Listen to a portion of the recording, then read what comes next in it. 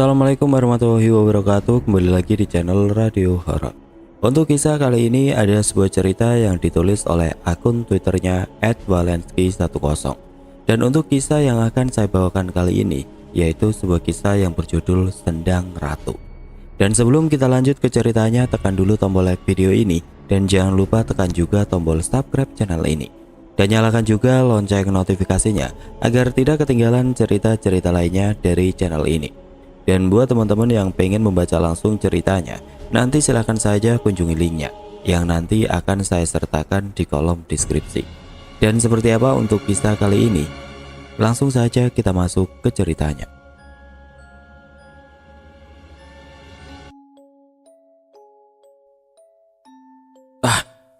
Maya terbangun dari tidurnya. Nafasnya tersegal-segal, dadanya naik turun. Keringat dingin membasahi keningnya hingga mengembun. Ada apa ini? Sudah beberapa hari tidurnya memberi mimpi yang sama. Mimpi dirinya yang tenggelam, hingga membuatnya tercekat bagai kehabisan nafas. Sejenak dia duduk terdiam di atas kasur. Semua kini jadi beban pikiran. Padahal dia masih berduka ditinggal ibunya yang wafat sebulan yang lalu. Menyusul bapaknya yang lebih dulu mangkat waktu dia masih kecil. Kini pikirannya coba menyuguhkan berbagai macam penjelasan tentang mimpinya itu. Mulai dari yang paling masuk akal sampai yang paling ngawur sekalipun. Dan dari semua itu, ada satu hal yang justru paling menjurus. Apa jangan-jangan semua ini ada hubungannya dengan peristiwa yang pernah dialaminya waktu dia masih kecil? Maya masih ingat betapa dirinya pernah nyaris tewas tenggelam di Sendang Ratu, sebuah kolam mata air yang ada di kampung halamannya. Kejadian itu hingga kini masih menimbulkan tanda tanya. Bagaimana bisa dia yang sedang bermain di tepian sendang tiba-tiba saja sudah ada di dasar kolam? Seandainya saja waktu itu tidak ada nenek, mungkin dia sudah tewas tenggelam. Tapi kini seberapapun keras dia mencoba, tetap tidak bisa menemukan benang merahnya. Semua hanya sekedar asumsi liar, kepalanya malah jadi pusing memikirkannya. Ponsel Maya berdering, buyarkan lamunan. Ada nama Andri yang muncul pada layar. Halo Mike, kamu jadi pulang kampung? Tanya Andri di seberang sana. Nggak tahu Andri, masih ragu, masih pikir-pikir dulu. Loh, ini sudah hampir sebulan ibumu wafat. Nenekmu di kampung berhak tahu. Kamu kan gak bisa hubungi beliau, jadi kamu yang harus datang ke sana. Iya, tapi ibu dulu selalu wanti-wanti jangan sampai aku pulang ke sana lagi. Nggak tahu kenapa. Aku ngerti, tapi biar bagaimanapun nenekmu berhak tahu. Ibumu itu kan anaknya. Masa anaknya meninggal nenekmu malah gak tahu? Lihat nanti aja Dendri, udah dulu ya, aku mau mandi. Ujar Maya lalu menutup sambungan teleponnya. Maya kembali merenung, tapi kini pikirannya melayang pada kampung halamannya. Tidak terlalu banyak yang bisa dia ingat, hanya sedikit yang bisa dia kenang. Meski dia lahir dan menghabiskan masa kecilnya di sana, namun dia langsung dibawa ibunya pergi tidak lama setelah bapaknya wafat. Jadi tidak terlalu banyak peristiwa yang bisa mengisi memori ingatannya. Namun hingga kini dia masih tidak mengerti mengapa ibunya tidak pernah mau kembali ke sana hingga akhir hayatnya. Padahal di sana masih ada nenek. Ibunya pernah bilang kalau dia amat trauma dengan kematian bapak yang terjadi secara tiba-tiba. Dan itu jadi satu-satunya alasan yang selalu dia kumandangkan yang membuatnya enggan untuk pulang. Kembali pada ucapan Andri tadi, Maya pikir kekasihnya itu ada benarnya. Neneknya di kampung berhak tahu kalau ibu sudah meninggal. Meskipun ibu melarang keras untuk pulang, namun kali ini jadi satu pengecualian. Maya mengangguk yakin. Dia sampai pada satu keputusan, suka tidak suka, mau tidak mau, dia harus pulang. Bener ini jalannya, Mike? Tanya Andri di balik setir mobil sambil memincingkan mata, coba memaksakan pandangan menembus jalan gelap. Iya, memang banyak yang berubah, tapi aku masih ingat kok, ini bener jalannya.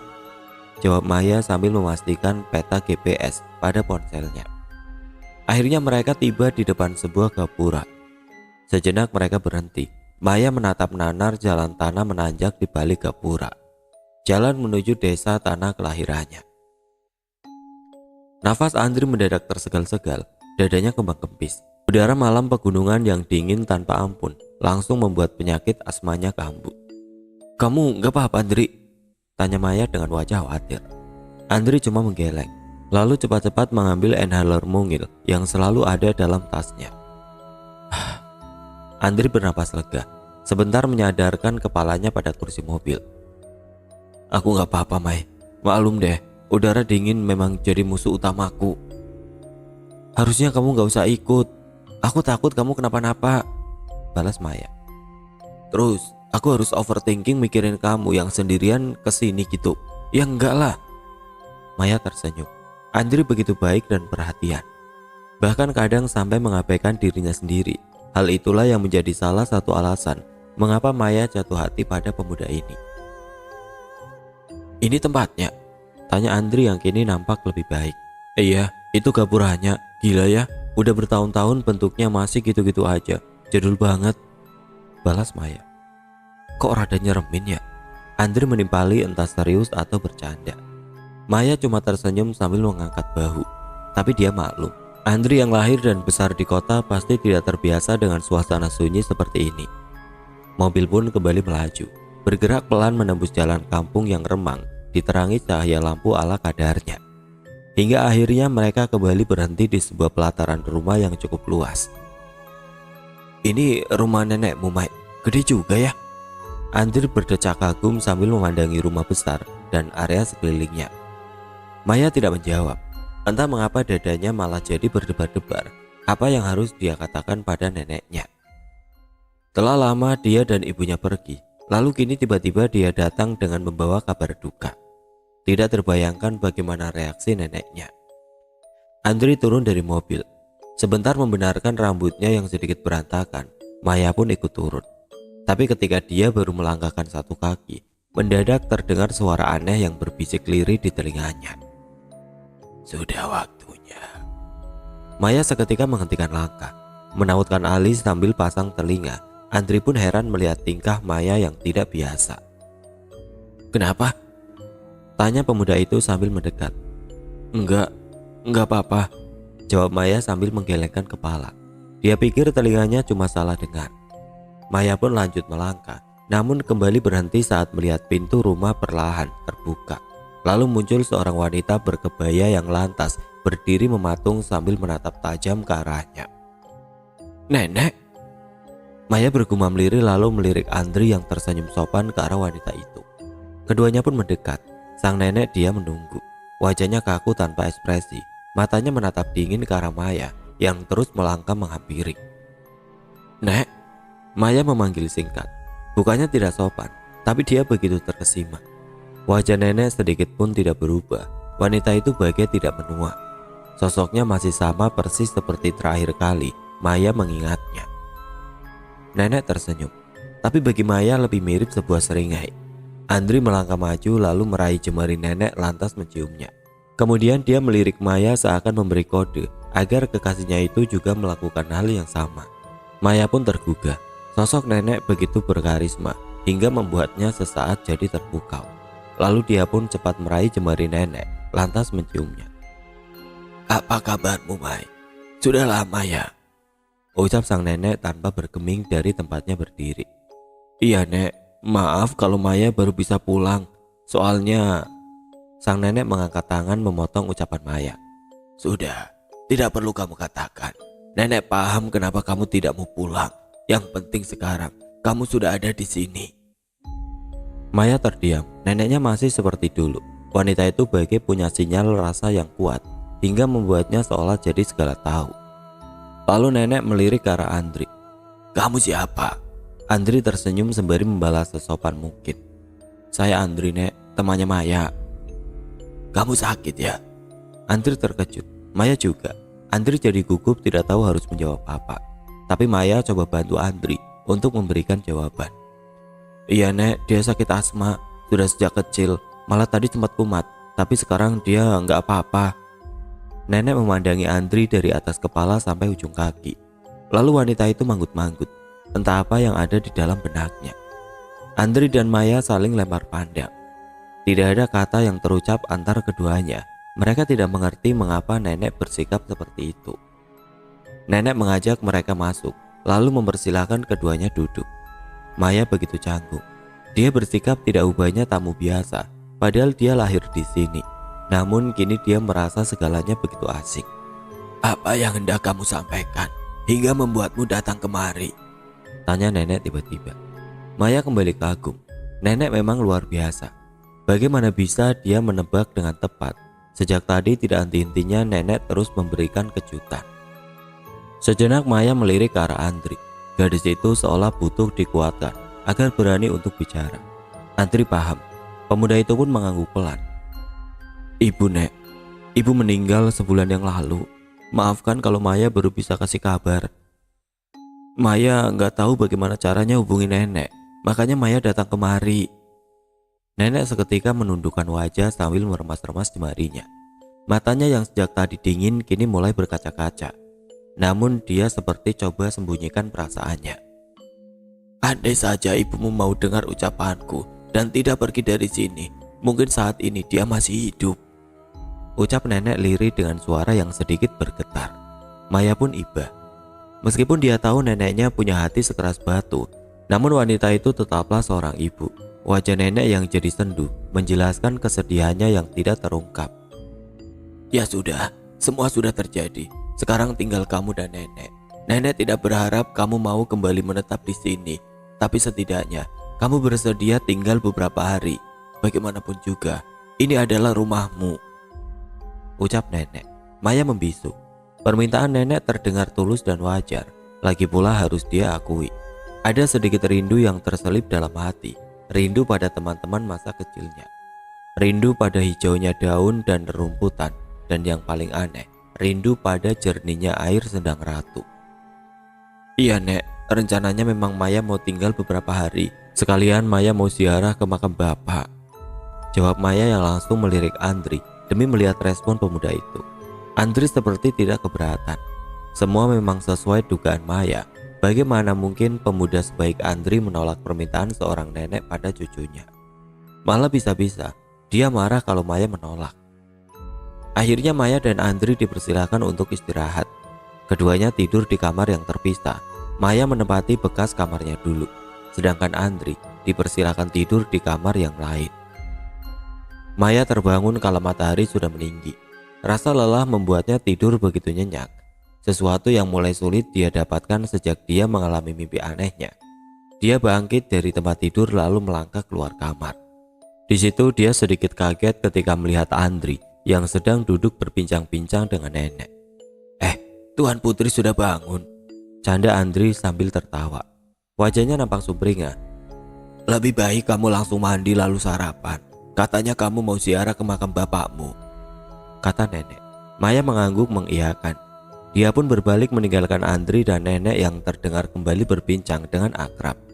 Maya sempat heran, bagaimana Andri dan nenek bisa seakrab itu. Dia tahu persis bagaimana neneknya. Wanita itu seperti es yang dingin. Tidak mudah bagi orang untuk mencairkan hatinya. Tapi lantas Maya maklum. Andri pemuda yang supel. Dia dengan mudahnya bisa langsung akrab pada siapa saja. Wawasannya yang luas membuatnya mampu bicara tentang segala hal. Mungkin itu yang membuat Andri bisa mengambil hati nenek dalam waktu singkat. Selesai mandi dan sarapan, Maya dan Andri pamit untuk ziarah ke makam bapak. Sang nenek melepas kepergian mereka dengan tatapan misterius sambil berdiri di teras rumah. Makamnya jauh, Mai? Tanya Andri dalam langkahnya meniti jalan setapak. Lumayan, ada di kaki gunung sana. Ini yakin kamu mau ikut? Jalannya rada nanjak. Aku takut asmamu kumat lagi. Lah, kok bingung? Kan ada ini. Sanggah Andri sambil menunjukkan inhalernya. Maya cuma bisa nyengir. Sebenarnya dia kasihan pada Andri.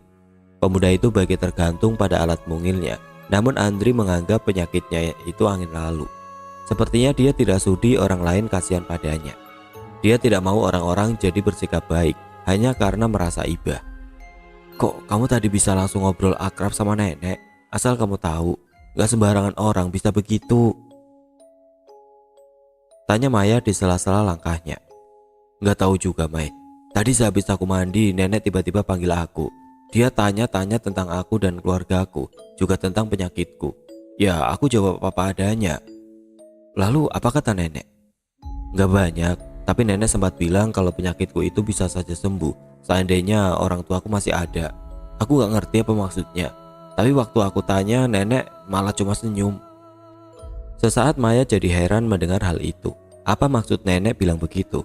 Apa hubungannya penyakit Andri dengan kedua orang tuanya yang telah wafat? Tapi Maya tidak mau terlalu memikirkannya dan terus melangkah menyusuri jalan setapak yang kian menanjak. Lalu tidak lama mereka berpapasan dengan seorang lelaki tua berbadan tegap yang sedang memikul 2 buah keranjang besar berisi batang-batang singkong. "Pak Gimin? Ini kan Maya ya? Ya ampun Mai, kamu kemana saja? Sudah besar kamu ya? Gimana kabar ibumu?" Sahut Pak Gimin, tetangga dekat rumah neneknya. "Ibu sudah meninggal Pak sebulan yang lalu. Makanya saya datang kemari untuk mengabari nenek." "Innalillahi, ibumu meninggal? Kok bisa?" tanya Pak Gimin yang langsung membuat Maya sedikit heran hingga menggerutu dalam hati. Kok bisa? Pertanyaan macam apa? Ya bisa lah Pak, namanya juga manusia. Ibu sakit kanker, sebenarnya sudah lama. Minta doanya saja ya Pak, jawab Maya sedikit ketus. Pak Gimin seperti menyadari kekeliruannya. Dia pun coba memperbaiki kesalahannya. "Maaf Mai, maksud Bapak tadi ibumu itu kan sepertinya sehat walafiat. Dia jarang sakit, makanya Bapak jadi kaget. Maaf ya." "Enggak apa-apa Pak, enggak perlu sampai minta maaf segala," sahut Maya coba memaklumi. Pak Gimin tersenyum canggung. Rasa bersalahnya belum sepenuhnya hilang. Tapi Maya tidak mau berlarut-larut. Dia pun coba untuk alihkan pembicaraan. "Tiwi, apa kabarnya Pak?" ucap Maya menanyakan kabar Tiwi, anak Pak Gimin, salah satu teman masa kecilnya. "Dia baik-baik saja Mai. Dia pasti senang kalau tahu kamu ada di sini. Ini kamu mau kemana?" "Mau ke makam Bapak." "Oh gitu, ya sudah silakan lanjut. Saya mau ke ladang dulu," ucap Pak Gimin sambil membenarkan keranjang yang dipikulnya. Maya mengangguk pelan. Pak Gimin pun pamit pergi. Maya terus memandangi lelaki itu hingga menghilang di kejauhan. Andri yang sejak tadi diam jadi sedikit heran melihat hal itu. "Kenapa Mai?" "Oh enggak apa-apa." Maya sengaja berbohong padahal dalam hatinya kini penuh tanya. Bagaimana mungkin Pak Gimin yang dulu dia kenal sebagai lelaki tua yang sakit-sakitan kini terlihat begitu sehat dan gagah. Padahal hampir 16 tahun lamanya mereka tidak bersua. Maya pun melanjutkan langkahnya dengan pikiran yang jadi bercabang. Dia lebih banyak diam. Andri yang berjalan di sampingnya tidak berani mengusik. Dia pikir hati Maya sedang haru karena akan mengunjungi makam bapaknya. Kini keduanya telah sampai di sebuah area pemakaman yang sunyi dan teduh, dinaungi pohon-pohon kamboja. Namun tempat itu terlihat kotor dengan banyaknya daun-daun kering yang berserakan di mana-mana. Maya dan Andri berjalan hati-hati melewati sejumlah makam yang nampak terbengkalai dan tidak terawat. "Makam-makam yang itu kok seperti gak keurus ya Mai?" tanya Andri sambil menunjuk beberapa makam. "Iya, aku juga heran. Padahal dulu gak begini," sahut Maya menimpali. Lalu langkah mereka terhenti di dekat sebuah makam. Maya tertegun, hatinya miris. Itu makam bapaknya, tapi kondisinya sungguh memprihatinkan. Tanahnya amblas, nisanya miring. Rumput liar tumbuh menutupi hingga makamnya nyaris tidak terlihat. Sungguh jauh dari harapannya. Apa nenek tidak pernah mengurusnya? Dia jadi sedikit malu pada Andri. Lalu matanya tertuju pada beberapa makam lain di sekitarnya yang juga bernasib sama. Apa keluarganya tidak ada yang peduli dengan makam sanak saudaranya sendiri? Keterlaluan. Tapi Maya coba abaikan barang sejenak. Dia lantas dibantu Andri membersihkan makam bapaknya. Lalu keduanya pun sejenak khidmat berdoa. Setelah beberapa saat mereka pun usai berdoa, Andri langsung bertanya apa rencana Maya selanjutnya. "Habis ini kamu mau apa?" "Aku mau ke Sendang Ratu." "Ah serius? Kamu gak salah?" "Memangnya kenapa?"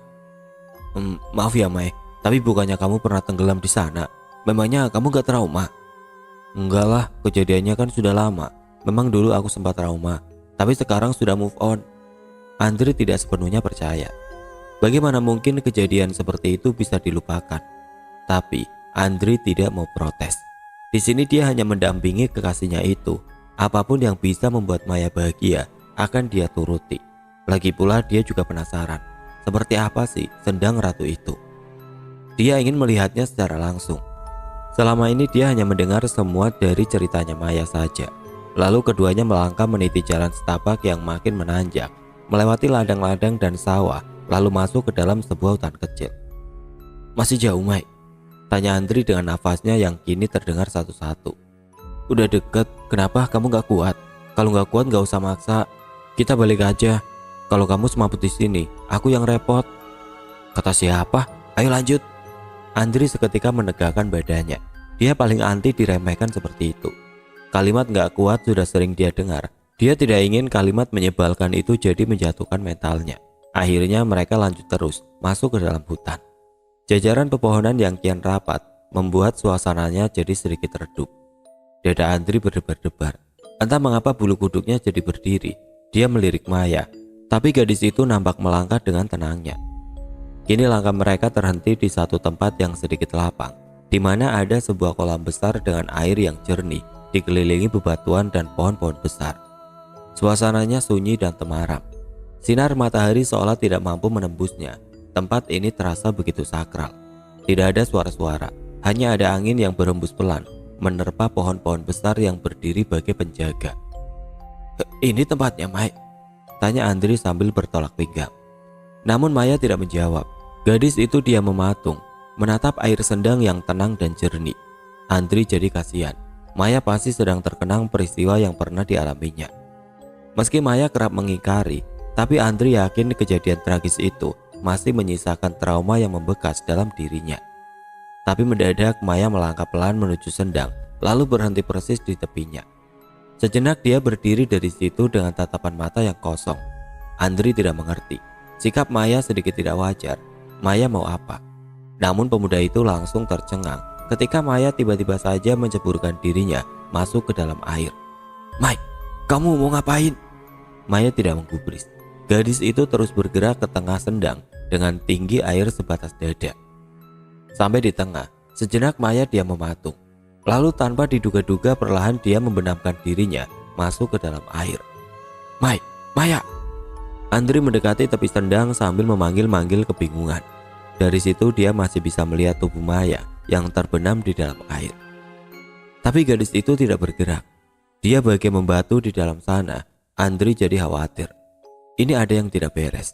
Dia hendak menyusul Maya masuk ke dalam air, namun belum sempat apa-apa.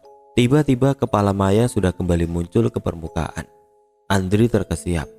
Yang dia lihat bukan Maya, melainkan seorang wanita cantik dengan mahkota bak seorang ratu yang muncul keluar dari dalam air. Andri tersurut mundur, namun langkahnya jadi ceroboh hingga kakinya terantuk batu lalu terjatuh, tersungkur mencium tanah. Sebentar pandangannya teralihkan, tapi begitu dia kembali melihat ke depan, sudah ada Maya yang berdiri mematung di hadapannya dengan tubuh yang basah. Andri mengucek-ngucek mata seolah meragukan pandangannya sendiri. Sebenarnya siapa yang dia lihat? Maya? Tanya Andri terdengar ragu. Mendengar suara Andri, Maya pun tergugah. Dia bagai kembali ke bumi. Dia langsung heran sesaat menyadari sekujur tubuhnya yang basah. Mai, kamu kenapa? Tanya Andri. Maya tidak menjawab. Tubuhnya terasa dingin. Kepalanya mendadak pusing, dunia seakan berputar cepat. Lalu dia pun ambruk. Mai, Maya. Maya membuka mata kala mendengar suara perempuan yang memanggil namanya. Di hadapannya kini ada Andri dan seorang gadis berkerudung. Wajahnya seperti tidak asing. Pelan-pelan Maya bangkit dari posisi rebah, lalu duduk di atas rumput. Hawa dingin membuat tubuhnya yang basah spontan menggigil. Andri cepat membuka jaketnya lalu menyelimutkannya ke tubuh Maya. Si gadis berkerudung terus memperhatikan Maya dengan wajah yang cemas. Aku kenapa? Maya bertanya sambil bersedekap tangan kedinginan. Kamu tadi tiba-tiba masuk ke dalam air lalu pingsan. Aku panik, langsung cari bantuan di tengah jalan. Aku ketemu sama Tiwi. Andri sengaja tidak menceritakan tentang wanita bermahkota yang sempat dilihat tadi. Dia tidak ingin memancing polemik. Saat ini yang terpenting adalah keselamatan Maya. Tiwi, kamu Tiwi? Tanya Maya seolah tidak percaya melihat penampilan Tiwi yang nampak berbeda dengan kerudungnya. Iya Mai, tadi bapak cerita kalau dia ketemu kamu, makanya aku langsung susul kamu ke makam. Tapi di sana kamu gak ada. Lalu aku ketemu sama temanmu ini, dia bilang kamu pingsan di sini. Jawab Tiwi. Maya tertegun. Ingatannya kembali pada apa yang dilihatnya tadi. Wanita berpakaian bak seorang ratu yang melambaikan tangan memanggilnya. Apakah itu nyata? Tidak ada kata yang bisa menjelaskan. Halusinasi bisa jadi. Matanya melirik ke arah sendang ratu. Kolam itu nampak biasa. Tidak ada yang aneh. Tidak ada yang berubah. Semua masih sama seperti dulu. "Kamu kenapa, Mai? Kenapa tiba-tiba kamu masuk ke dalam air?" tanya Andri. Maya menggeleng. Dia sendiri tidak mengerti apa yang sebenarnya terjadi. Dia ingin menceritakan tentang apa yang dilihatnya tadi, namun batinnya melarang. Dia tidak ingin Andri jadi khawatir berlebihan. Enggak apa-apa. Mungkin tadi aku melamun sampai terbawa suasana. Ya sudah, enggak perlu dibahas. Kita pulang saja. Aku kedinginan." Maya lalu berdiri dibantu Andri. Tapi pemuda itu nampak tidak puas dengan jawaban Maya. Dia merasa kalau kekasihnya itu menyembunyikan sesuatu. Namun belum apa-apa mendadak telinga Maya mendengar suara yang seolah bergema di sekelilingnya. "Sudah waktunya." Maya terkesiap. Matanya langsung jelalatan mencari-cari. Andri dan Tiwi jadi ikut kebingungan. "Kenapa lagi, Mai?" tanya Andri. "Kalian dengar nggak? Tadi ada suara," sahut Maya sambil matanya terus mencari-cari. Andri dan Tiwi saling pandang lalu menggeleng, tanda tidak mengerti. "Enggak, aku nggak dengar apa-apa," balas Tiwi. Maya merasa aneh. Sejak dia datang kemari, sudah 2 kali dia mendengar suara itu. Awalnya dia pikir telinganya salah tangkap, tapi sampai 2 kali. Akhirnya mereka pergi meninggalkan tempat itu. Sepanjang jalan Andri yang khawatir terus merangkul Maya. Gadis itu jadi risih, dia tidak enak pada Tiwi.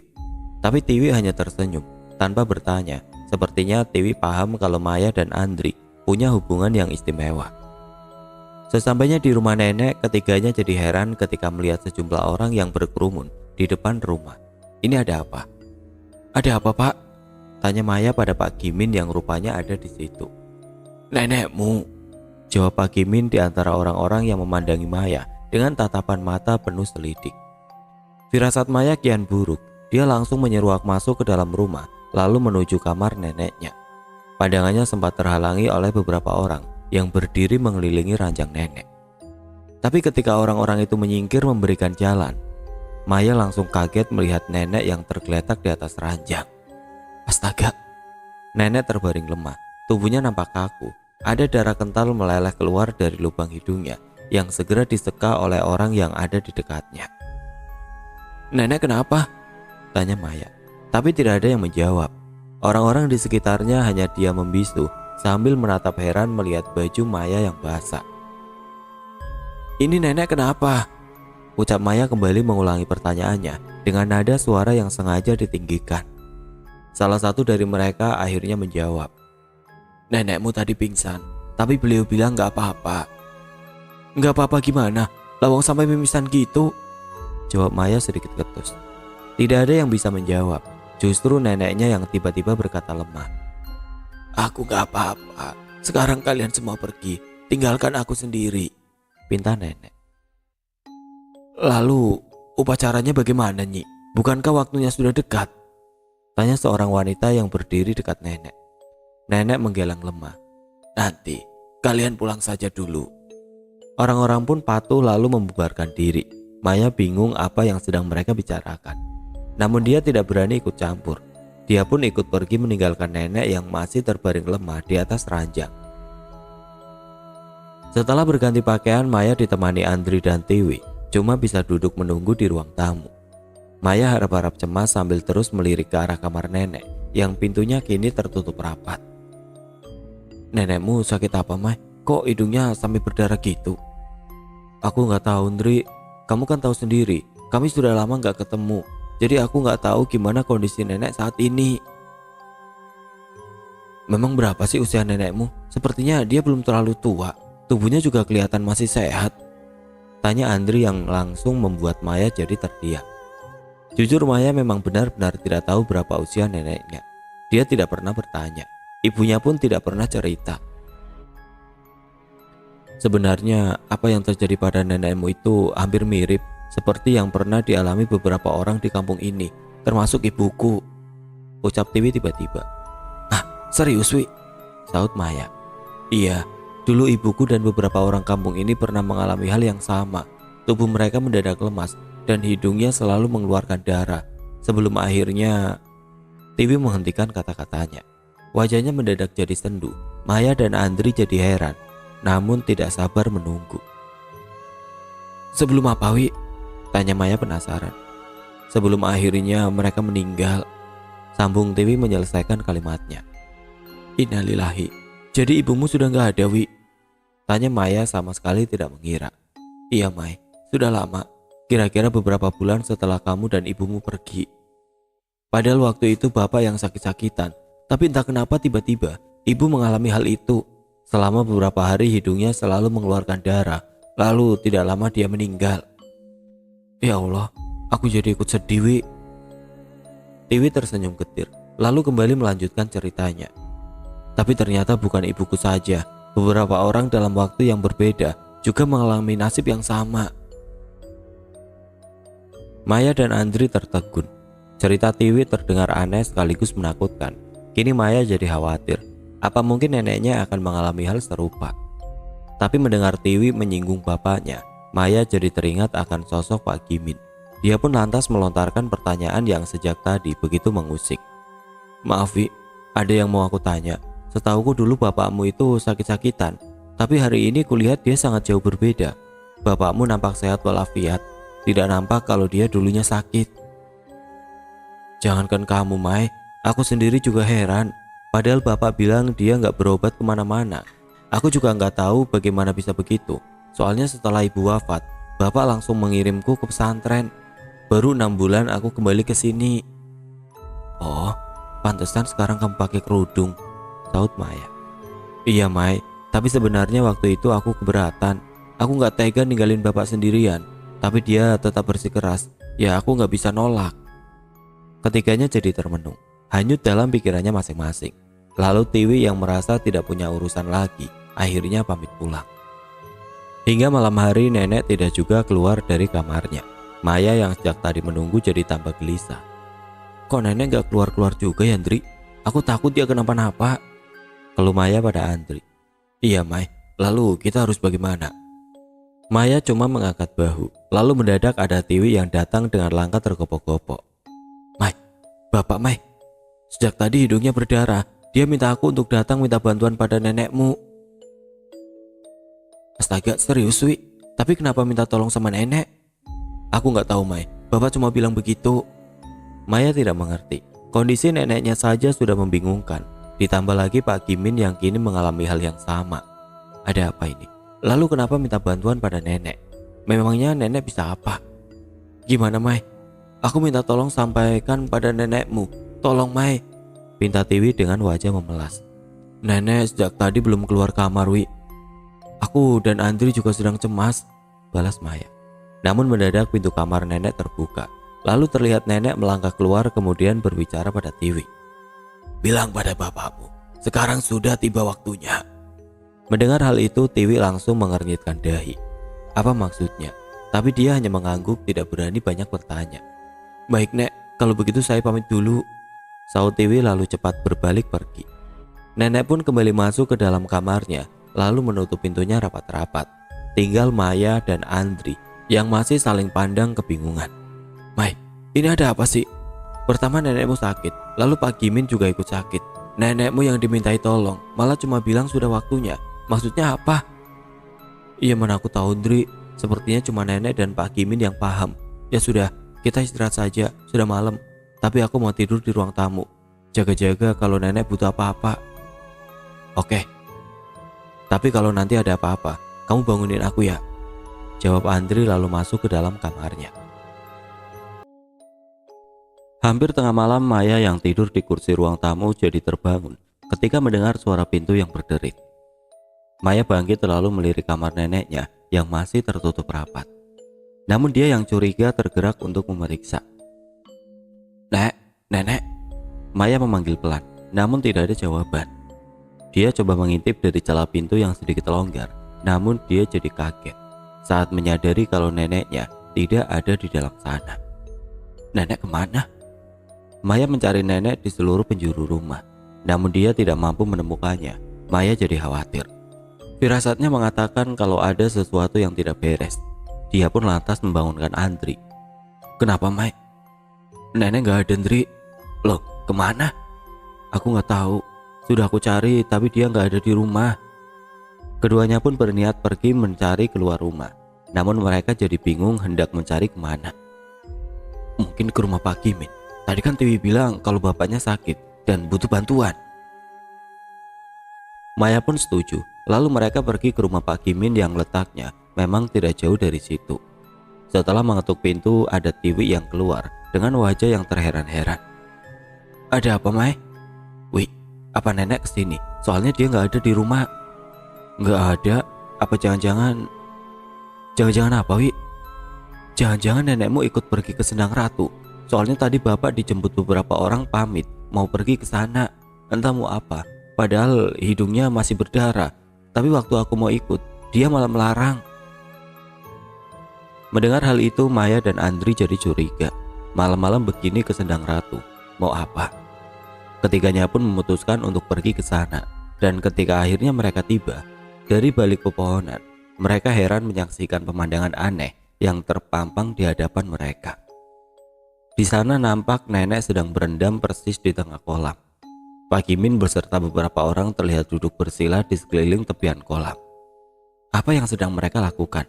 Kenapa nenek berendam tengah malam buta begini? Lalu mau apa orang-orang itu? Mata nenek terpejam hikmat. Pak Kimin dan yang lainnya nampak khusyuk memperhatikan. Melihat bapaknya seperti itu, Tiwi nampak tidak suka. Dia pun lantas ingin mendekat, namun Maya cepat melarang. Jangan, Wi, biarkan saja dulu. Aku takut mereka jadi marah kalau sampai kita ganggu. Kita perhatikan saja dari sini, biar kita tahu apa yang sedang mereka lakukan. Tiwi pun menurut. Dia kembali mengintai bersama Maya dan Andri. Lalu ketiganya makin heran saat melihat orang-orang itu satu persatu bergantian masuk ke dalam kolam setelah sebelumnya menanggalkan pakaiannya. Lalu pada setiap orang yang masuk ke dalam kolam, nenek menyiramkan air seolah sedang memandikannya.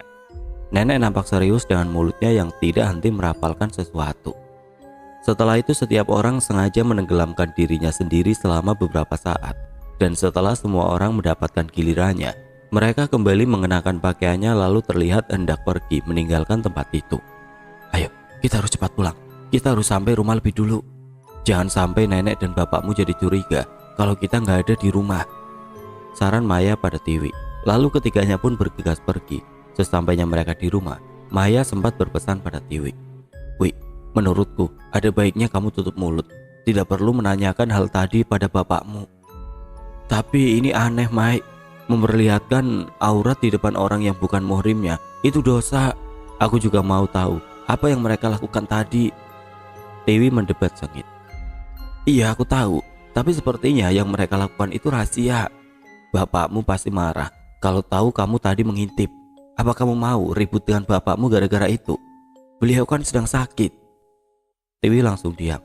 Walau masih keberatan, namun dia pikir ucapan Maya ada benarnya. Keesokan harinya Tiwi kembali datang menemui nenek. Rupanya gadis itu khawatir dengan kondisi bapaknya yang kian memburuk. Maaf, Nek, kondisi bapak tambah parah. Badannya jadi lemas, hidungnya tidak berhenti mengeluarkan darah. Tapi bapak nggak mau dibawa ke dokter. Dia malah minta saya untuk datang ke sini lagi. Saya khawatir, Nek. Ingat kejadian ibu dulu. Jelas Tiwi di hadapan nenek. Sesaat nenek cuma diam, tapi wajahnya jadi cemas. Namun dia coba berikan jawaban penenang untuk Tiwi. Kamu pulang saja, biar nanti aku yang urus. Iya, Nek.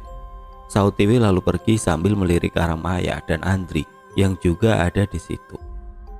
Sepeninggalan Tiwi, Maya memberanikan diri untuk bertanya pada neneknya. Sebenarnya Pak Kimin itu kenapa, Nek? Tiwi kemarin cerita kalau ibunya dan beberapa orang di kampung ini dulu juga pernah mengalami hal yang sama. Lalu akhirnya mereka meninggal. Nenek langsung melirik sinis. Dia sepertinya tidak suka ditanya seperti itu. Lalu dia pun menjawab singkat namun sedikit ketus. Bukan urusanmu. Tapi, Nek, kemarin kan nenek juga mengalami hal yang sama. Apa nenek gak khawatir? Nenek tidak menjawab. Wajahnya datar tanpa ekspresi. Lalu tanpa bicara lagi dia segera bangkit dan melangkah masuk ke dalam kamarnya. Baik, jujur saja aku jadi khawatir. Sepertinya ada yang gak beres. ujar Andri. Iya Andri, apa mungkin ini ada hubungannya dengan apa yang mereka lakukan di Sendang Ratu kemarin malam? Andri tertegun. Pikiran cerdasnya coba menghubungkan semua peristiwa, termasuk tentang kejadian kemarin saat Maya tiba-tiba menceburkan diri ke dalam sendang. Sepertinya memang ada yang aneh dengan tempat itu. Asal kamu tahu, Mai, waktu kemarin kamu tiba-tiba menceburkan diri lalu tenggelam di sana. Aku sempat kaget. Tapi aku lebih kaget lagi waktu melihat kalau ternyata bukan kamu yang muncul dari dalam air. Ah, memangnya kamu lihat siapa? Tanya Maya tercengang. Aku lihat seorang wanita berpakaian kerajaan yang muncul dari dalam air. Aku sempat kaget sampai jatuh. Tapi saat kulihat kembali, ternyata kamu sudah berdiri di depanku. Lalu kamu pingsan. Serius Ndri, aku juga melihat wanita itu. Dia berdiri sambil memanggilku. Aku seperti terhipnotis untuk mendekatinya. Setelah itu aku gak ingat apa-apa lagi. Ya Allah, tadinya aku pikir aku cuma salah lihat. Tapi kalau ternyata kamu juga melihatnya, apa mungkin wanita itu... Andri tidak mampu melanjutkan kalimatnya. Dia masih bingung. Semua ini sungguh bertentangan dengan akal sehatnya. Masa iya sih kita sudah melihat hantu? Hari gini masih ada yang begituan? Ucap Andri melanjutkan ucapannya. Lalu apa? Halusinasi? Jelas-jelas kita sama-sama melihatnya. Ucap Maya mendebat. Iya sih, aku jadi penasaran. Apa mungkin nenekmu punya jawabannya? Kamu berani menanyakan hal ini? Enggak Landri, aku gak berani. Tadi saja waktu aku tanya tentang Pak Gimin, mukanya langsung jutek gitu. Aku punya firasat kalau bakal terjadi sesuatu. Bagaimana kalau mulai sekarang kita mata-matai nenek? Maksudku biar kita bisa tahu tanpa bertanya. Gimana? Saran Andri lagi. Oke, aku setuju. Aku sebenarnya juga sudah curiga dengan gerak-gerik nenek sejak melihat dia dan beberapa orang yang berendam di dalam sendang kemarin malam. Nah, aku juga sepemikiran. Berendam malam-malam bersama-sama tanpa busana itu terlalu aneh untuk dianggap wajar. Pasti ada sesuatu, saut Andri dengan wajah serius. Selepas maghrib mendadak Tiwi kembali mendatangi rumah nenek. Namun kali ini dia datang dengan wajah yang penuh ketakutan. Nek, bapak pingsan. Nenek pun bergegas menuju rumah Tiwi. Maya dan Andri yang tidak mau ketinggalan ikut mengekor di belakangnya. Kini mereka telah sampai di rumah Tiwi, di mana sudah ada sejumlah orang yang nampak berkerumun. Wajah mereka terlihat khawatir atau malah ketakutan. Maya dan Andri masih ingat orang-orang itu yang pernah mereka lihat turut berendam dalam sendang kemarin malam. Di dalam kamarnya Pak Gimin tergeletak tidak berdaya. Terlihat ada darah yang mengalir keluar dari lubang hidungnya. Nenek menatap sosok Pak Gimin dekat-dekat. Dia lantas meminta bantuan orang-orang itu untuk membawa Pak Gimin ke Sendang Ratu. Maya dan Andri heran. Mau apa lagi mereka ke sana? Tapi lain halnya dengan Tiwi. Gadis itu langsung protes keras tanda tidak setuju. Mau apa bapak dibawa ke sana? Gak usah. Sehabis pulang dari sana, bapak malah jadi tambah parah. Ini malah mau dibawa ke sana lagi. Nenek sedikit mendelik marah. Dia balas menjawab dengan nada yang tidak kalah sengit. Tahu apa kamu? Justru ini untuk kebaikannya. Kamu anak kemarin sore, gak usah ikut campur. Maya pun berusaha menengahi dengan mengutarakan pendapatnya. Maaf Nek, apa gak sebaiknya Pak Gimin kita bawa ke dokter saja? Kita bisa pakai mobilnya Andri. Mendengar hal itu nenek malah melotot sambil menghardik keras. Maya, nenek minta kamu jangan ikut campur. Maya sedikit terdiam. Namun di tengah tensi yang kian tinggi, Pak Gimin terlihat menggeliat lalu membuka matanya.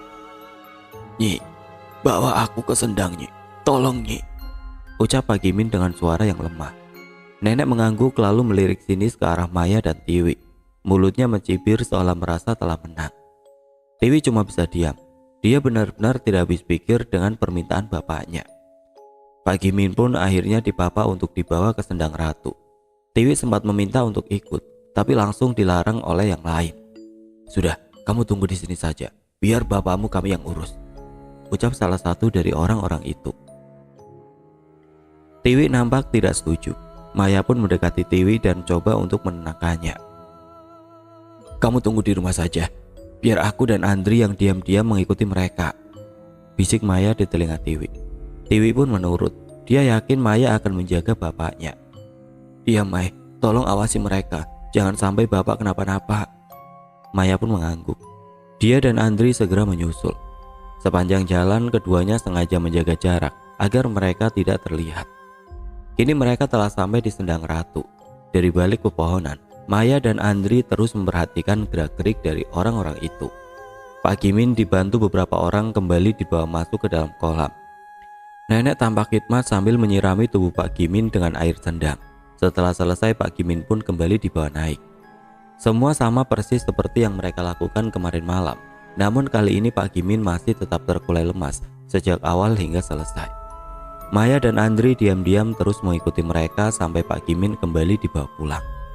Di teras rumah, Tiwi yang telah menunggu spontan berdiri menyambut kedatangan orang-orang itu yang langsung membawa bapaknya masuk ke dalam kamar. "Gimana?" tanya Tiwi setelah bapaknya dibaringkan di atas ranjang. "Dia akan baik-baik saja. Usahakan dia minum air ini. Semoga dia akan kembali sehat seperti sedia kala," jawab nenek sembari menyerahkan kendi kecil berisi air sendang ke tangan Tiwi. Tiwi menerimanya dengan ragu-ragu. Dia tidak tahu harus berkata apa. Dia sebenarnya masih kesal karena bapaknya tadi seolah dipaksa untuk dibawa ke Sendang Ratu dan dia dilarang untuk ikut. Setelah orang-orang itu pergi, Maya dan Andri keluar dari persembunyian lalu mendatangi Tiwi. Mereka pun menceritakan tentang semua yang mereka saksikan tadi. "Apa sih maksudnya mereka melakukan hal itu? Mencurigakan sekali," tanya Tiwi menduga-duga. "Kami juga nggak tahu, Wi. Tapi sepertinya mereka melakukan semacam ritual," jawab Andri coba utarakan pendapatnya. "Ritual? Ritual apa?" tanya Tiwi makin heran.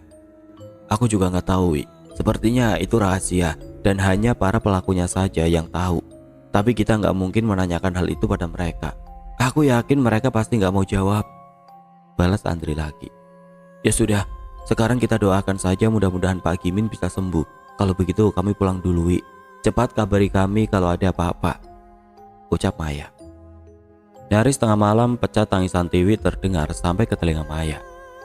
Andri yang sedang ada di dalam kamarnya pun ikut keluar karena mendengar suara yang sama. Keduanya lalu bergegas menuju rumah Tiwi.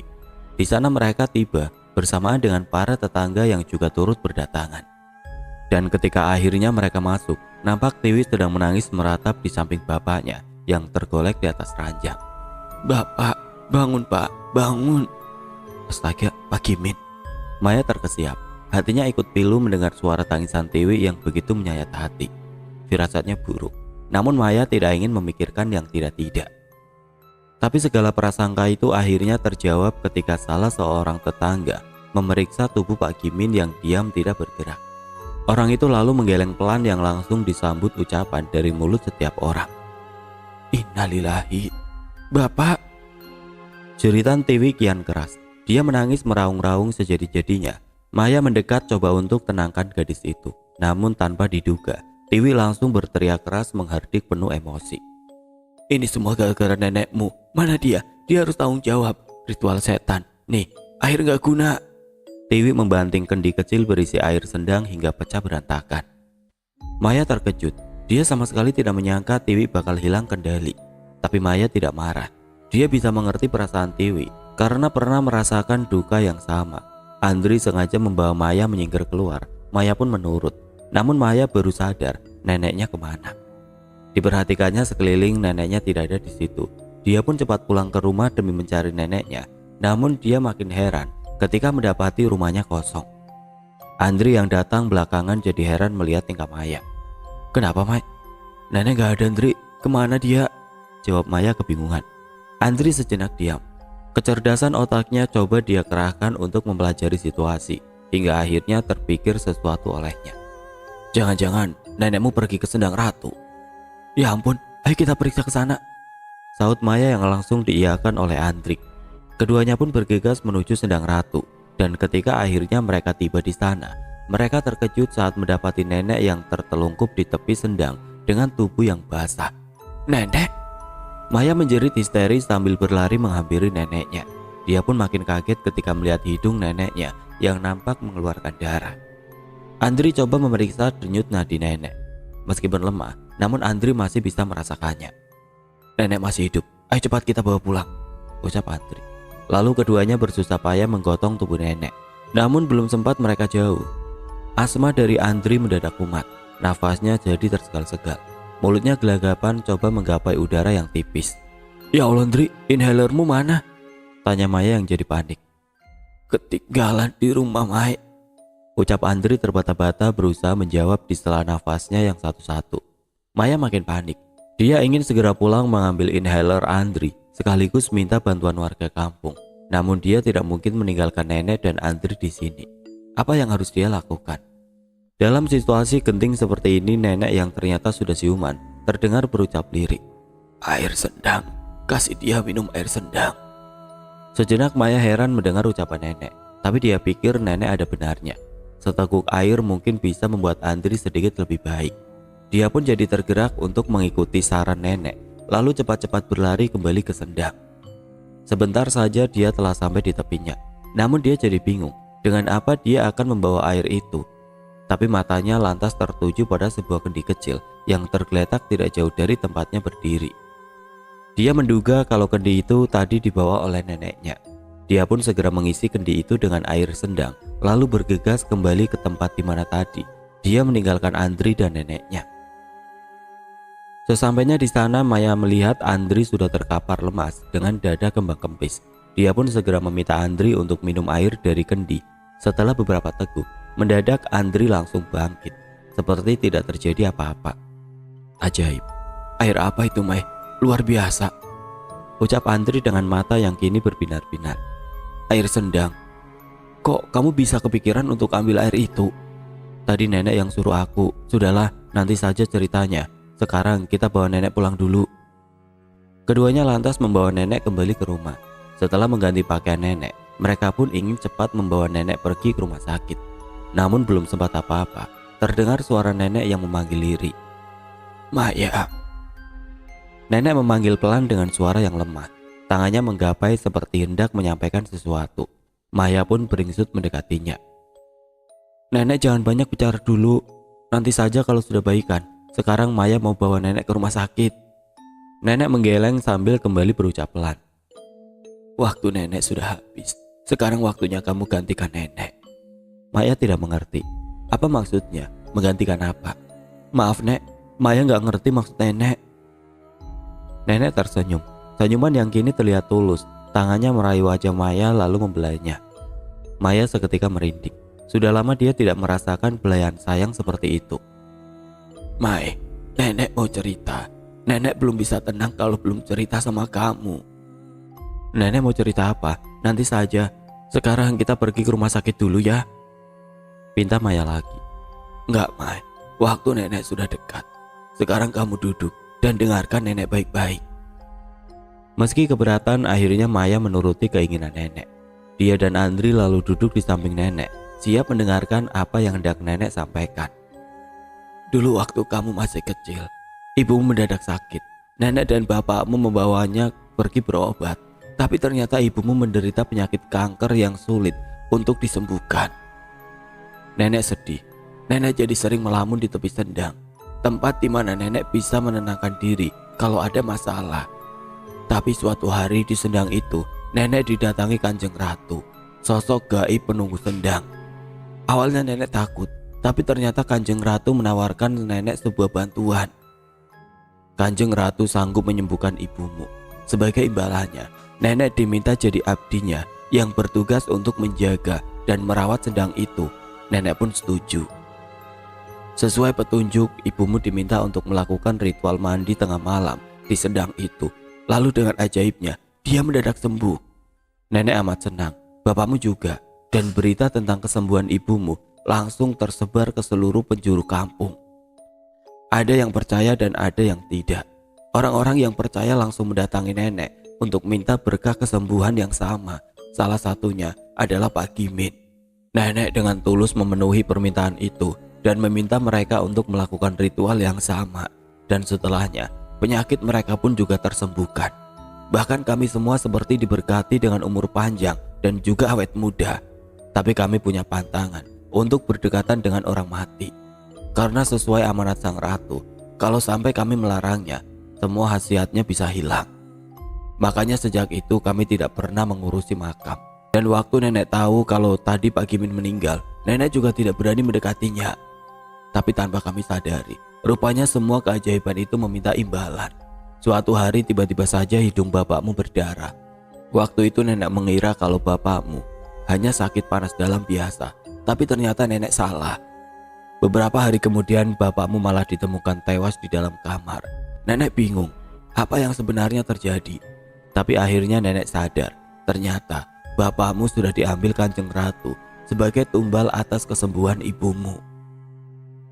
Ibumu langsung marah, apalagi melihat nenek yang tidak mau mengurusi jasad bapakmu. Dia merasa menyesal dan menuduh nenek yang jadi penyebab dari semuanya. Dia akhirnya pergi dengan membawa dirimu karena takut kamu akan bernasib sama seperti bapakmu. Setelah itu, orang-orang yang pernah ikut merasakan khasiat dari sendang itu satu persatu kehilangan orang yang disayanginya, termasuk Pak Kimin yang kehilangan istrinya. Tapi nasi sudah menjadi bubur. Semuanya sudah terjadi. Akhirnya kami terpaksa ikhlas menerimanya dan terus melakukan ritual itu setiap tahun. Karena kalau kami berhenti, maka nyawa kami jadi taruhannya. Tapi sejak kamu datang, semuanya tiba-tiba saja berubah. Sendang itu seperti kehilangan khasiatnya. Awalnya nenek bingung, tapi tadi nenek sudah dapat jawabannya dari Kanjeng Ratu sendiri. Rupanya dia sudah memilih kamu untuk jadi penerus menggantikan nenek. Itu yang membuat ritual kami kemarin jadi tidak ada artinya. Karena ternyata anugerah yang selama ini nenek punya sudah berpindah pada dirimu. Sekarang semua terserah kamu. Apa kamu mau terima anugerah itu atau tidak? Semua ada resikonya. Nenek harap kamu bijak dalam mengambil keputusan. Nenek pun mengakhiri cerita panjangnya. Maya dan Andri yang sejak tadi diam kini saling pandang, seolah tidak percaya. Kisah itu terlalu aneh untuk zaman seperti ini. Namun segala bukti yang telah mereka saksikan memaksa mereka untuk berpikir ulang. Tapi tiba-tiba nenek bagai tersedak hingga mulut dan hidungnya mengeluarkan darah bercampur air yang begitu banyak. Nenek kenapa? Maya histeris ketakutan. Andri pun ikut panik. Namun tidak lama, nenek menggelepar lalu terkapar dengan bola mata mendelik putih. Nenek! Maya menjerit histeris. Andri coba memeriksa denyut nadi nenek, tapi kemudian dia menggeleng pelan sambil menatap sayu ke arah Maya. Nenek meninggal, Mai. Maya langsung menangis. Orang-orang pun berdatangan dan langsung kaget melihat nenek yang meninggal dengan kondisi yang begitu mengenaskan.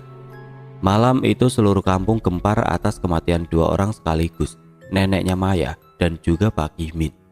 Innalillahi. Siang itu seusai memakamkan nenek, Maya duduk termenung di teras rumah. Andri yang ada di sebelahnya juga ikut diam. Keduanya bagai hanyut dalam pikirannya masing-masing. Lalu Tiwi datang dan langsung ikut duduk bersama mereka. Maafkan aku, Mai. Semalam aku kelepasan marah-marah sama kamu, ucap Tiwi dengan nada menyesal. Gak apa-apa, Wi. Aku ngerti kok. Maya membalas coba untuk tersenyum. Kamu merasa ada yang aneh gak sih, Mai? Kematian bapak dan nenekmu itu sepertinya tidak wajar, tanya Tiwi. Maya terdiam. Bagaimana dia menceritakan semua itu pada Tiwi? Dia takut Tiwi akan merespon buruk. Maya takut Tiwi yang jebolan pesantren itu akan menganggap neneknya telah menjerumuskan bapaknya ke dalam lembah kemusyrikan. Andri yang bisa menebak isi kepala Maya akhirnya coba angkat bicara. Gak apa-apa, Mai. Ceritakan saja, Tiwi berhak tahu.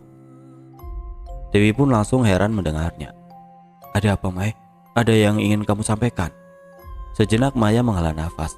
Dia hanya gadis biasa, namun kini harus memikul beban yang begitu berat. Dia pun akhirnya menceritakan semuanya kepada Tiwi dan siap dengan segala resikonya.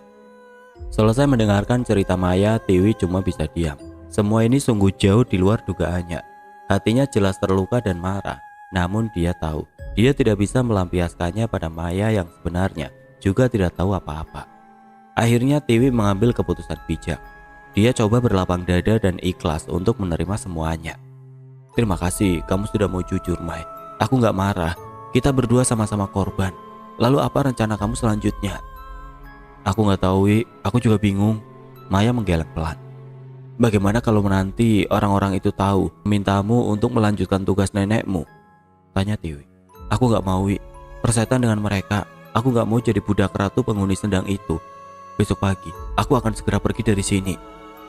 Tiwi mengangguk setuju. Ini memang jalan yang terbaik. Khasiat air sendang itu memang sangat menggiurkan.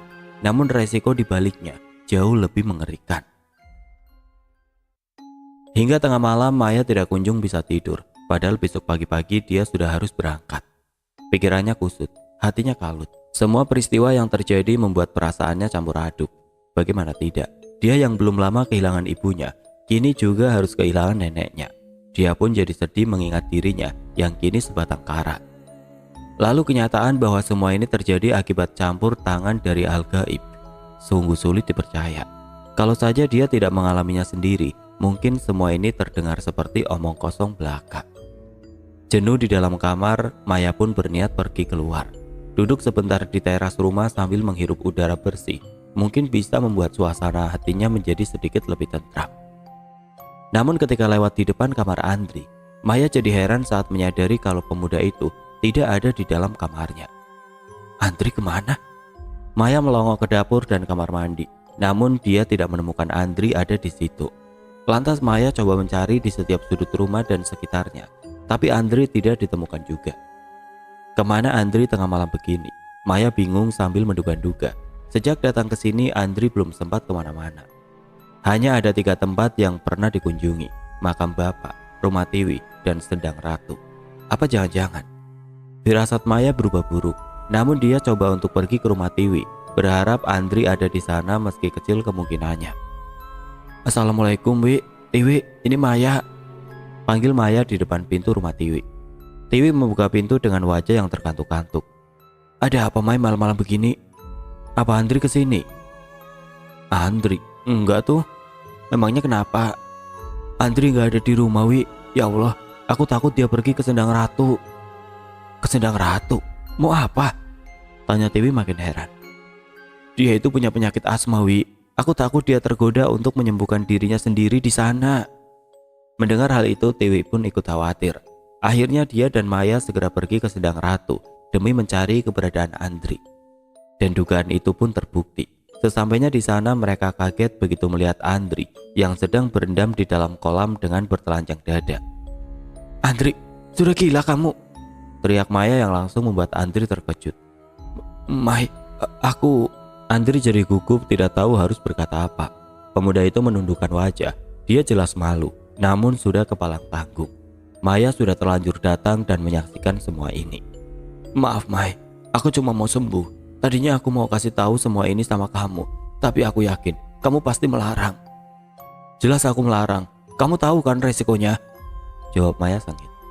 Aku tahu, Mai, tapi semuanya sudah aku pikirkan baik-baik. Orang tuaku sudah tidak ada. Aku sebatang kara. Jadi aku pikir tidak ada orang yang akan jadi korban kalau aku melakukan ini. Maya tertegun. Ucapan Andri terdengar masuk akal. Sama seperti dirinya, Andri tidak punya siapa-siapa lagi. Orang tuanya sudah meninggal akibat kecelakaan beberapa tahun yang lalu. Jadi apa ruginya? Namun semua itu tidak lantas membuat Maya jadi setuju. Apapun alasannya, hal ini jelas tidak bisa dibenarkan. Dia pun minta Andri agar segera keluar dari dalam kolam. Andri pun menurut, namun tiba-tiba dia merasakan sesuatu yang hangat meleleh keluar dari lubang hidungnya.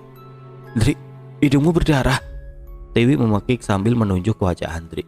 Andri spontan menyeka hidungnya. Wajahnya jadi ketakutan. Matanya langsung menatap ke arah Maya seolah minta penjelasan. Tapi Maya cuma bisa menggeleng. Dia juga tidak mengerti kenapa bisa begitu. Lalu tiba-tiba sesuatu terjadi. Terdengar suara gemuruh disusul guncangan yang membuat air kolam beriak keras. Maya dan Tiwi pun panik, lalu meminta Andri untuk cepat-cepat keluar dari dalam kolam. Tapi belum sempat apa-apa terjadi sesuatu yang membuat semua wajah jadi terperangah. Dari dalam air sendang yang beriak keras muncul sosok sang ratu yang perlahan naik ke permukaan. Semua terdiam. Waktu seakan terhenti menyambut kehadiran sang ratu yang seolah menghipnotis semua mata yang memandangnya. Kini dia berdiri mengambang di atas air dengan anggunnya, melayang halus dengan pakaian dan mahkota khas seorang ratu sambil menatap tajam ke arah Andri yang masih terdiam memandanginya tanpa berkedip. Hai anak manusia, aku tahu apa yang kau mau, tapi semua itu harus ada imbalannya. Dan bila engkau tidak mampu memberikannya, maka dirimu sendiri yang akan jadi tumbalnya. Maya dan Tiwi langsung kaget, tapi tidak dengan Andri. Pemuda itu hanya diam sambil terus menatap ke arah sang ratu. Andri, cepat keluar dari situ. Pakik Maya coba menggugah Andri, Namun pemuda itu seakan tidak mendengar. Dia malah bergerak pelan ke tengah kolam menghampiri sang ratu yang kini menyeringai mengerikan. Maya hendak masuk ke dalam kolam demi menyelamatkan Andri. Namun entah mengapa tiba-tiba saja tubuhnya tidak mampu digerakkan. Kakinya seakan tertanam kuat di tanah, begitu pula dengan Tiwi. Kini dari tempatnya berdiri, Maya dan Tiwi hanya bisa menyaksikan Andri yang telah sampai di tengah kolam, lalu perlahan-lahan membenamkan dirinya masuk ke dalam air. Andri! Maya menjerit histeris. Dirinya tidak tahu lagi harus berbuat apa, tapi Andri harus diselamatkan. Bagaimanapun caranya. Pemuda itu terlalu baik untuk mati dengan cara seperti ini. Sejenak Maya terdiam. Nampak ada air mata yang mengalir di pipinya. Dia telah mengambil satu keputusan besar. Semua kegilaan ini harus diakhiri. Lepaskan dia, biar aku yang menggantinya, ucap Maya yang langsung membuat Tiwi tersentak kaget. Mai, jangan gila kamu, ucap Tiwi tidak setuju. Namun Maya hanya tersenyum. Dia tetap pada pendiriannya. Dia rela mengorbankan jiwanya demi pemuda yang amat dicintainya. Sang ratu pun tersenyum. Baiklah, kalau memang itu maumu, kemarilah, datanglah kepadaku, ucapnya sambil melambaikan tangan. Bersama dengan itu gerakan Andri spontan terhenti. Dirinya yang sudah terbenam sebatas kening perlahan-lahan kembali tegak berdiri. Namun kesadarannya nampak belum pulih kembali. Tubuh Maya bagai terbebas. Dia ingin menepati janjinya. Dia melangkah pelan menuju tepi sendang diiringi teriakan Tiwi yang memintanya untuk mengurungkan niatnya. Mai, jangan Mai. Namun Maya tidak menanggapi. Dia terus melangkah di atas tanah yang bergetar hingga akhirnya dia sampai di tepi sendang. Sang ratu tersenyum penuh arti. Lantas dia pun memberi perintah pada Andri. Kembalilah ke tepi.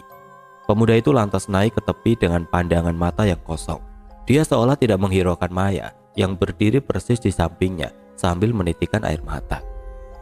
Selamat tinggal sayang, jaga dirimu baik-baik, bisik Maya lirih persis di telinga Andri. Namun Andri tidak merespon. Dirinya dia membisu dengan tubuh yang kaku bagai robot tidak bernyawa. Lalu Maya melangkah masuk ke dalam air. Dadanya berdebar-debar, kakinya gemetar. Sang ratu menunggunya di sana, berdiri melayang di atas air dengan segala karismanya. Maya! Tiwi memekik keras. Teriakan itu membuat Andri bagai tersadar. Sebentar dia kebingungan tapi langsung kaget begitu melihat Maya yang sedang bergerak ke tengah kolam, di mana ada sosok sang ratu yang sedang menantinya di sana. Meskipun Andri tidak tahu apa yang sedang terjadi, namun dia sadar ada yang tidak benar. Dia pun langsung berteriak keras memanggil Maya. Maya! Namun Maya tidak merespon. Gadis itu tetap bergerak perlahan dengan tatapan mata yang kini kosong. Kesadaran telah pergi meninggalkan tubuhnya. Kini dia hanyalah tumbal yang sedang menjemput takdirnya. Sebentar saja Maya telah ada di tengah kolam, persis di hadapan sang ratu. Maya diam membisu, matanya menatap hampa. Lalu perlahan-lahan dia membenamkan dirinya masuk ke dalam air hingga akhirnya menghilang tanpa bekas. Maya! Andri menjerit keras. Dirinya ingin masuk ke dalam air demi menyelamatkan Maya, namun tubuhnya kaku bagai terbelenggu. Lalu bumi berhenti bergetar. Air kolam pun kembali tenang. Bersamaan dengan itu, sosok sang ratu pun ikut menghilang. Andri bagai terbebas. Dia langsung terjun ke dalam air demi menyelamatkan Maya. Namun Andri tidak mampu menemukannya. Gadis itu bagai hilang di telan air. Andri berkali-kali menyelam demi mencarinya, namun semua itu hanyalah sia-sia. Maya! 1 tahun kemudian, Andri berdiri sambil menatap air sendang yang jernih dan tenang. Wajahnya sedih, hatinya nelangsa. Maya, kamu di mana? Batin Andri begitu pilu. Sudah setahun berlalu namun peristiwa itu masih saja membekas dalam ingatannya. Sejak hari itu dia kerap datang sambil berharap ada satu keajaiban yang mampu mempertemukan dirinya dengan Maya yang hingga kini bagai hilang di telan bumi. Telah banyak yang berubah, namun semua itu tidak mampu memupuskan harapannya. Bagaimana mungkin dia bisa melupakan Maya? Gadis itu begitu berarti dalam hidupnya. Andri begitu menyesali perbuatan bodohnya waktu itu. Meski pengorbanan Maya telah membuat penyakit asmanya sembuh, namun semua itu serasa tidak berarti. Andri, sudah sore, sebentar lagi gelap. Lebih baik kita segera tinggalkan tempat ini, ucap Tiwi yang sejak tadi setia menunggu Andri. Sejak kejadian itu keduanya jadi sahabat. Tiwi dengan senang hati mengantarkan Andri setiap kali pemuda itu datang. Tiwi kasihan melihat Andri. Pemuda itu amat kehilangan, namun Tiwi selalu coba untuk menguatkannya. Andri menunduk sedih. Dia pun akhirnya melangkah gontai diiringi Tiwi, lalu pergi meninggalkan tempat itu. Tapi belum jauh langkah mereka, mendadak terdengar suara gemuruh disusul guncangan menggetarkan tanah yang mereka pijaki. Andri dan Tiwi terhentak. Guncangan itu seakan membawa mereka kembali pada peristiwa setahun yang silam. Lalu tiba-tiba air sendang beriak keras, seiring guncangan tanah yang kian dahsyat. "Ya Allah, ayo Andri, cepat kita pergi!" teriak Tiwi begitu menyaksikan fenomena luar biasa yang pernah ia alami itu. Namun Andri tidak menjawab. Dia terdiam menatap air sendang yang terombang-ambing dengan kerasnya. Di sana, dia melihat sosok Maya yang perlahan muncul ke permukaan dengan pakaian bak seorang ratu. Maya begitu anggun. Andri terkesima. Gadis yang amat dirindukannya kini telah kembali. "Maya!" Mata Andri hanya tertuju pada Maya. Bagai terhipnotis, dia pun perlahan mendekat. Tiwi hendak mencegahnya, tapi sama seperti dulu, tubuhnya seolah membeku, tidak mampu digerakkan. Andri terus melangkah sampai ke tepi, lalu perlahan menceburkan diri masuk ke dalam kolam, kemudian membenamkan dirinya tenggelam ke dalam air yang beriak keras. Guncangan pun perlahan terhenti. Tiwi bagai tergugah. Dia segera berlari mendekati sendang sambil berteriak-teriak memanggil-manggil. "Andri, Andri!" Tiwi menatap nanar ke tengah sendang yang kini telah kembali tenang dengan air jernihnya yang misterius. Andri telah hilang. Pemuda itu pergi menjemput takdirnya yang telah sekian lama tertunda. Sejenak Tiwi masih terdiam di situ. Namun telinganya lantas mendengar suara halus yang berbisik lirih dekat telinganya. "Wis wayahe." Tiwi terkejut, wajahnya memucat seputih kapas. Dia pun langsung lari meninggalkan tempat itu tanpa berani menoleh ke belakang. Peristiwa itu langsung jadi buah bibir setelah sekian lama. Sendang Ratu kembali menelan korbannya. Namun sejak kejadian itu, tidak pernah ada lagi orang yang berani mendekatinya. Kisah mistisnya yang melegenda membuat orang sebisa mungkin menjauhinya. Lantas apakah air jernihnya masih berkhasiat seperti dulu? Tidak ada yang berani memastikan. Orang-orang yang dulu pernah ikut merasakan keajaiban pun telah lama tewas dengan cara yang hampir mirip. Ada yang bilang kalau pernah melihat sepasang muda-mudi yang muncul di tepian sendang. Entah benar atau hanya bualan saja, tidak ada yang tahu. Tiwi pun telah lama pindah ke tempat lain, meskipun dia tidak pernah ikut merasakan khasiat air sendang itu. Namun bisikan halus yang pernah didengarnya membuat dirinya memutuskan untuk pergi menghindar sejauh mungkin. Awalnya dia khawatir kalau bisikan itu merupakan pertanda panggilan untuk dirinya. Namun keyakinan akan perlindungan Tuhan melalui ibadahnya yang begitu taat membuat rasa khawatirnya itu berangsur hilang. Apakah kisah ini nyata? Saya sebagai penulis pun tidak tahu. Saya tidak bisa memastikan apakah Tiwi sang narasumber bercerita jujur atau sekedar mengada-ngada. Saya pun menuliskannya dengan segala penyesuaian agar cerita ini menarik untuk disimak tanpa mengurangi intisarinya. Jadi silakan terjemahkan sendiri dan semoga kita dapat memetik hikmah dari kisah yang luar biasa ini. Terima kasih telah menyimak cerita ini. Semoga kita semua dapat mengambil hikmahnya.